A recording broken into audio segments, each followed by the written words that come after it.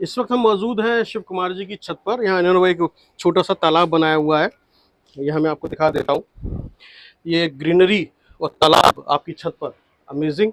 और ये पूरा आदित्य वर्ल्ड यूनिवर्सिटी का एक दूसरी ये हाई राइज टावर है। हाई राइज है। पीछे का ये एरिया है जिसकी आप हमसे बात कर रहे हैं। आपको चल के दिखाते हैं कहाँ पर क्या क्या है।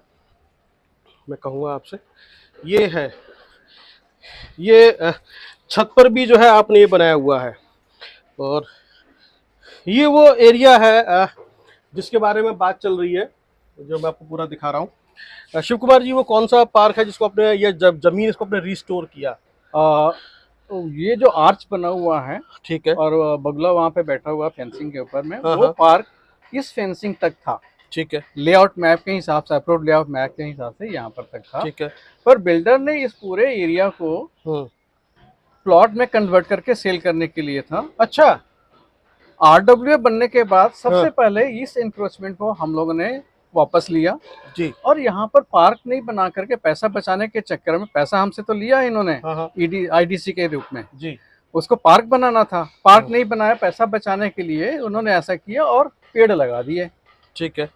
तो ये आपको कैसे वापस मिला, क्या किया आपने ऐसा? इसके लिए सबसे पहले जो कागजी कार्रवाई है, हम्म। पहले सारी चीज़ों को स्टडी किया गया। जो जीडीए का अप्रूव्ड लेआउट मैप प्लान है, हम्म। जो इंटीग्रेटेड टाउनशिप है, उसका मापदंड जो चीज़ें हैं, सारे गाइडलाइंस को पढ़ते हुए डॉक्यूमेंट्स हमने बनाया, बिल्डर्स को भेजा कि आप इन सब चीज़ों को रिस्टोर करिए। जब उन्होंने 1 साल तक नहीं किया, फिर हम जीडीए से कंसल्ट किए। ठीक है बीसी साहब जो है, अतुल बस साहब जो हैं, जी। उनसे हमने संपर्क साधा, और बाद में तब जाकर के सेक्रेटरी साहब का फिर फ़ोन आया। हम्म। फिर उन लोगों ने इस पे एक्टिविटी की, और तब जाकर के ये लैंड एक हमारा काफी रजिस्टर हो पाया। थकाऊ लड़ाई रही, 1 डेढ़ साल की। मैं अभी तक लड़ रहा हूँ।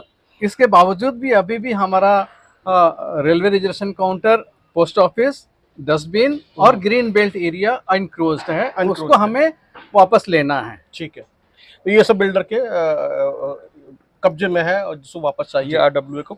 जैसे अब मैं कहूँगा आपसे थोड़ा दिखाएं, ये पीछे ये जो बन रहा है, कंस्ट्रक्शन हो रहा है, ये हमारे पीछे, ये क्या बन रहा है?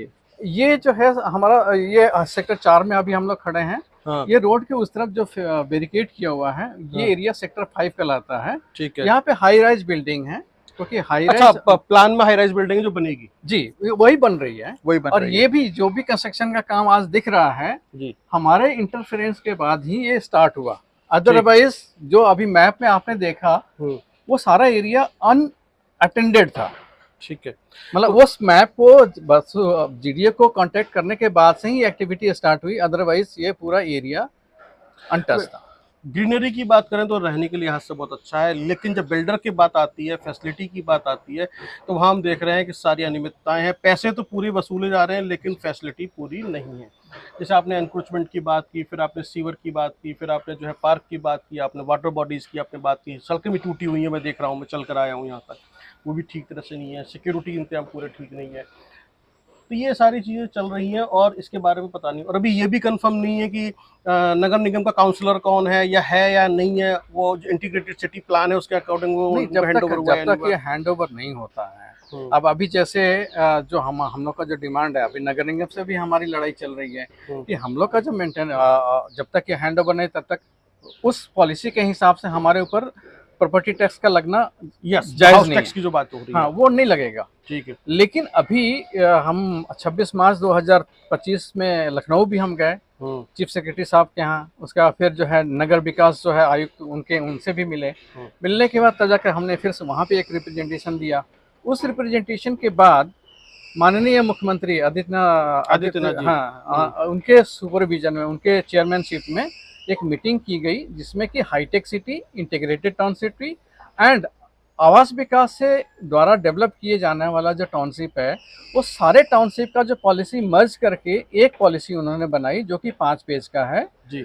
और उसको जो है वो रिलीज किया गया, 15 अप्रैल 2025 को रिलीज किया गया, और सभी को बताया गया कि आप इस चीज़ को इम्प्लीमेंट करिए। उसी के अकॉर्डिंगली प्रॉपर्टी टैक्स भी आप अप्रैल 2025 से सभी को लगाना है, ना कि बिफोर।